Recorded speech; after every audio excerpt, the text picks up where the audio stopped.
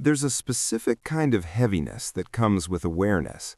Not the simple awareness of being alive or being present, but the deeper, more troubling awareness of how things really work, the systems, the patterns, the uncomfortable truths that most people either don't see or choose not to see. And once you see them, you can't unsee them. Once you know, you can't unknow. This is the curse of knowing too much.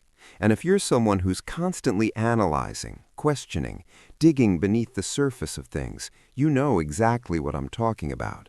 Because ignorance, as frustrating as it seems, actually is bliss. And awareness, as valuable as it might be, can feel like a weight you never asked to carry. You see the world differently now, and sometimes you wish you didn't. Let me show you what this looks like. You're watching a commercial, and everyone around you is entertained, maybe even moved by the story.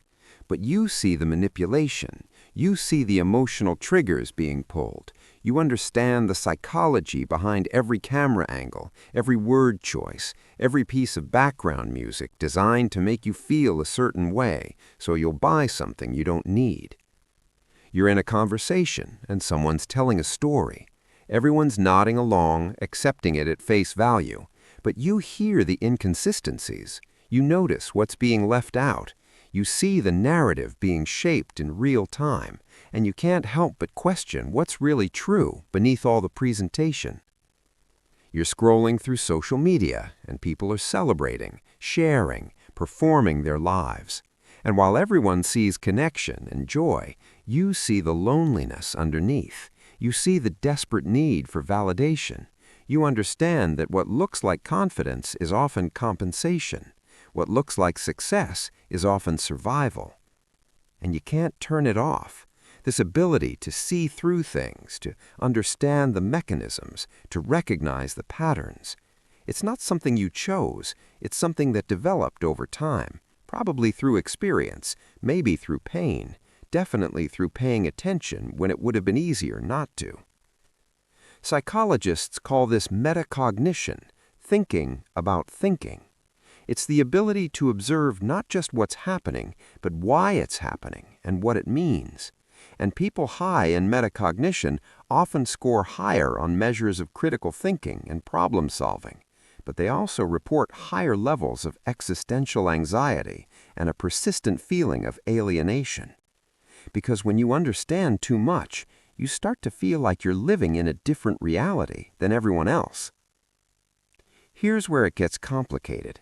Knowledge is supposed to be power, right? Understanding is supposed to set you free.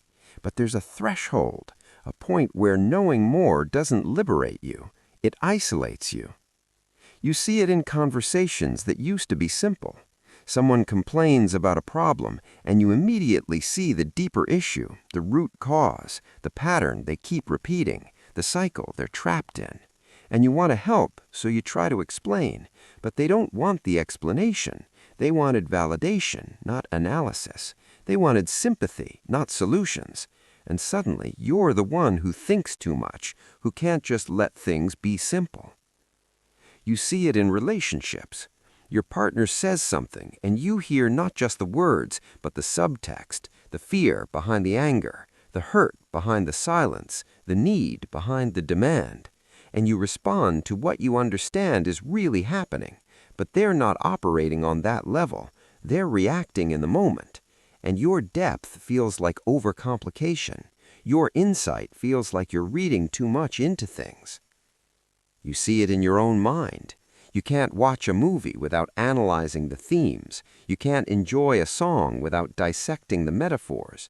You can't have a simple experience without understanding it, contextualizing it, comparing it to patterns you've seen before.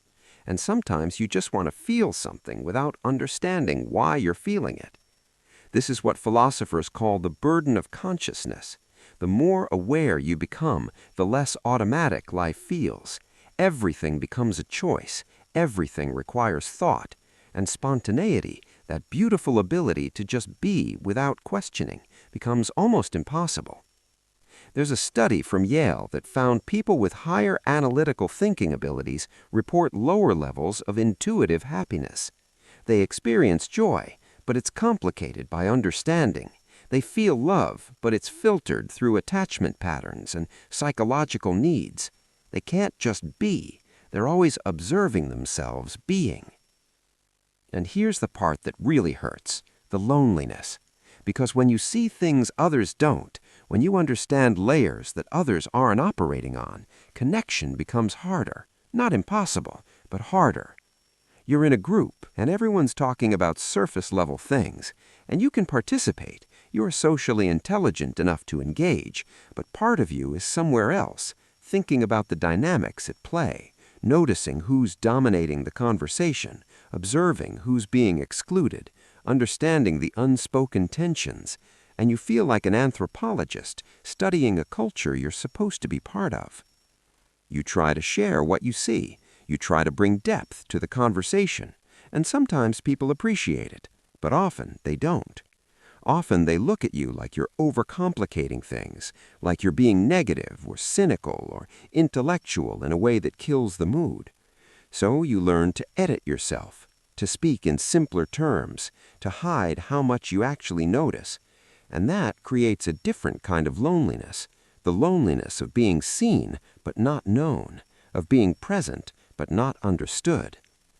You start to wonder if there's something wrong with you, if maybe all this awareness is actually a defect rather than a gift. But here's what you need to understand. It's not a defect. It's a different way of processing reality. Some people experience the world in primary colors. You experience it in every shade and gradient in between. Neither is wrong. They're just different. The problem isn't that you know too much. The problem is that we live in a world that often rewards surface-level engagement over depth, that values easy answers over complex truths, that prefers comfortable ignorance over uncomfortable awareness. So what do? How do you exist in a world that feels too shallow when you can't help but see the depths? First, you stop apologizing for your awareness. You stop trying to dumb yourself down to make others comfortable. Your ability to see patterns, to understand systems, to think critically, these aren't flaws, they're capacities. And the right people, the people worth connecting with, will value them. Second, you find your people. They exist. The ones who also see too much, who also think too deeply, who also can't help but question and analyze and understand. And when you find them, connection becomes effortless because you're finally speaking the same language. You're finally not too much. Third, you learn to toggle, to consciously choose when to engage your analytical mind and when to let it rest. This is hard. It takes practice, but it's possible. You can watch a sunset and just feel its beauty without analyzing the atmospheric conditions that created it. You can love someone without constantly examining the psychological underpinnings of attachment. You can have moments of pure experience, but you have to give yourself permission to turn off the analysis. Fourth, you use what you know. Because yes, awareness can be heavy, but it's also valuable. You see things others miss. You understand patterns that help you navigate complexity. You can help people in ways they don't even realize they need. Your depth isn't a curse if you learn to wield it wisely. And fifth, you make peace with the loneliness, not in a defeated way, but in an accepting way. Yes, you're different. Yes, you see things others don't. Yes, that creates distance sometimes. But that distance isn't emptiness, it's space. Space for depth, space for truth, space for the kind of understanding that most people never access. There's a concept in philosophy called the allegory of the cave. Plato described people living in a cave, seeing only shadows on the wall, thinking that's reality.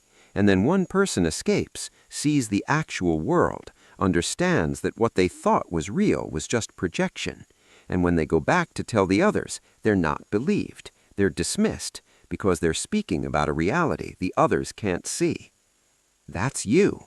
You've seen beyond the cave. And yes, it's lonely sometimes. Yes, it's frustrating. Yes, you wish others could see what you see. But here's what Plato also said.